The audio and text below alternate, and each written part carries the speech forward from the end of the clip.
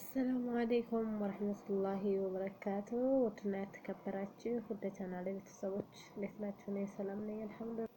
ውድና የተከበራችሁ ውድ ቻናሌ ቤተሰቦች እንዴት ናችሁ? እኔ ሰላም ነኝ አልሐምዱሊላህ። በያላችሁበት የአላህ ረህመት እዝነት አይለያችሁ።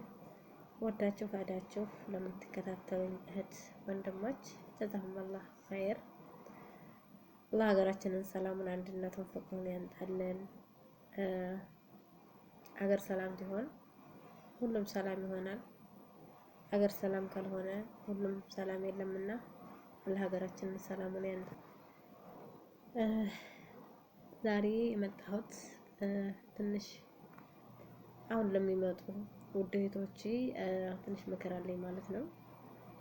በተለይ አሁን ቋንቋ ለማትችሉ ልጆች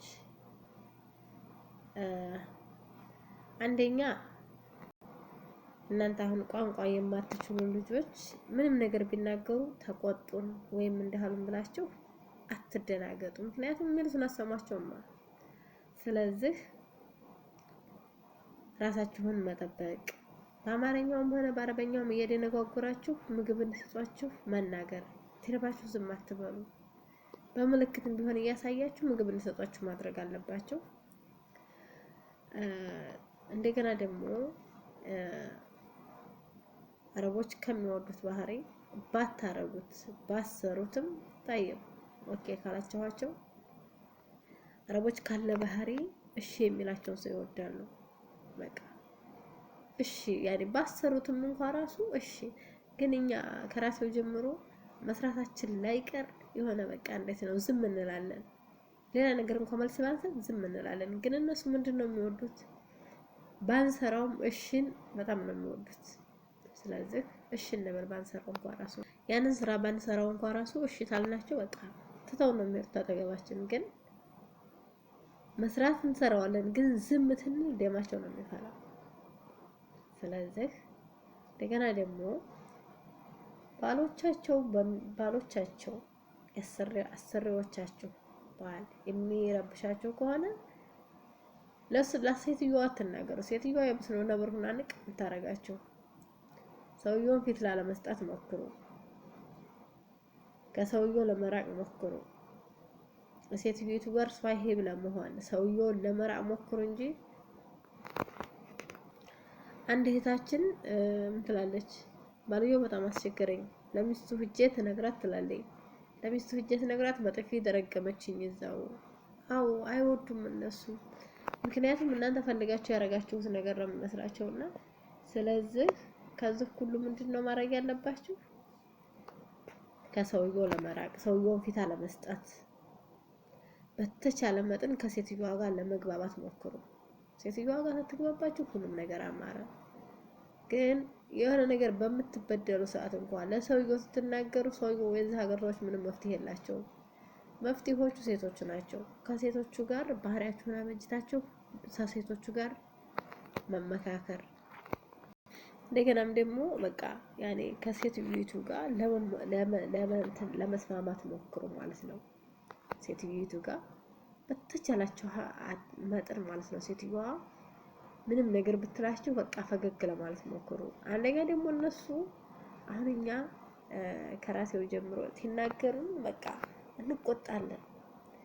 ሲከፋን በጣም በቃ ፊታችንን እንትን እንለዋለን። እነሱ ደግሞ ይሄን አይወዱም። እየከፋን ራሱ ፈገግ ማለት ነው። ምክንያቱም ጊዜ እስኪያልፍ ድረስ። ከዛ ደግሞ ምግብ ደግሞ ያገኛችሁትን ነገር ብሉ። ወላሂ ራብ እንኳን የሰው ትራፊ አይደለም ከድመት ትራፊ ከድመት ሳህን ላይ ራሱ አንስቼ በልቻለሁ ማለት ነው። ራብ የማያደርገው ነገር የለም። ስለዚህ ቤት ውስጥ ዳቦም ይኖር ሩዝም ይኖር ያገኛችሁትን ምግብ አትምረጡ። ጊዜ እስኪያልፍ ድረስ የአባት ገበሬ ይግዛህ ይባላል። ያገኛችሁትን ምግብ ብሉ። እንደገና ደግሞ ቋንቋ ባችሉ እንኳን እየሰባበራችሁም ቢሆን በቃ አርቦናል ማለት ተናገሩ። በቃ አርቦናል ብሏቸው። ከዳቦም ይስጧችሁ ምንም ይስጧችሁ፣ ያችን ያገኛችኋትን ለጊዜ ማሳለፊያ ጨከናችሁ መብላት ባይጣፍጣችሁ ዳቦውን ደረቅ ዳቦውን እንኳን ራሱ ታገኛችሁት ሻይ አፍልታችሁ በሻይ ብሉ። ምክንያቱም ጊዜ ሲያልፍ ድረስ ማለት ነው። ራብ ወላሂ የማያደርገው ነገር የለም። እኔ አንድ ጊዜ የማይረሳኝ ራብ አለ። ሰዎቹ ሌላ ቦታ ሄዱ። በጣም ራበኝ። ከዛ ምንም አማራጭ አላገኘሁም። ቤት ውስጥ ያለው ሩዝ ብቻ ነው። ሽንኩርት ምናምን ይሄ ዶሮ ምናምን ማታውት። ከዛ ሩዙን መጥረክ ታውቃላችሁ? ሩዙን ቀቀልኩ በውሃ ሩዙን በውሃ ቀቅዬ እዛ ሩዝ ላይ ምን አድርጌ እንደበላችሁ ታውቃላችሁ? ስኳር ነስንሼ ያን ሩዝ በልቼው አልኩ ማለት ነው። በጣም ራበኝ። 12 ክላስ ቤት ነው። ያንን አጥቤ ወሉዬ መስተዋቱ ደግሞ የኳተር መስተዋት እና እንደዚህ እንደኛ አይደለም። ኳተርና ዱባይ ላይ ያላችሁ ታውቁታላችሁ መቼም።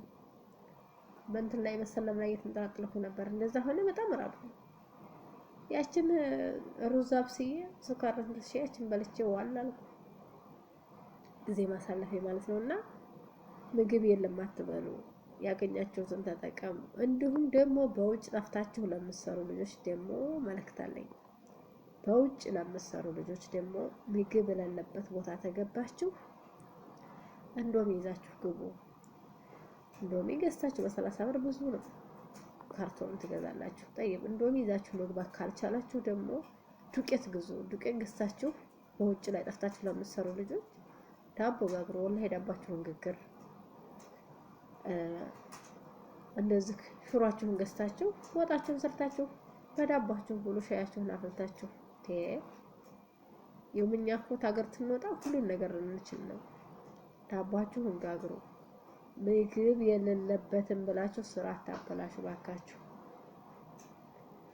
እንዶሚ ግዙ፣ ዳቦ ጋግሩ፣ በርበሬ ገዝታችሁ ቂጣ ፍርፍር ስሩ። ጠፍታችሁ ለምትሰሩ ልጆች ራሳችሁን ምግብ እየገዛችሁ መጠቀም ትችላላችሁ። ወላሂ 100 ብር አይወስድም። 100 ብር አይወስድም። ሩብ በርበሬ መግዛት ትችላላችሁ። 12 ኪሎዋ ስንት ናት? ዱቄቷ 1 ኪሎ 1 ኪሎ 12 ብር አለ አይደለም? እቺ ትንሿ ኬሻዋ 12 ኪሎ 13 ብር 10 ብር የምትገዛለች እኮ ዋናው ቦታ ተሆነ ያችን መግዛት ትችላላችሁ። ስለዚህ ስራ በሚመጣ ሰዓት ምግብ የለም ብላችሁ አትመለሱ። የ100 ብር የማይሞላ አስቤዛ ይዛችሁ ገብታችሁ በወር ደሞዛችሁን ትቀበላላችሁ ማለት ነው። በተረፈ ራሳችሁን ጠብቁ። አላህ ሱብሃነሁ ወተዓላ ከመጥፎ ነገር ሁሉ ይጠብቃችሁ። ሼር፣ ላይክ፣ ሰብስክራይብ አድርጉ።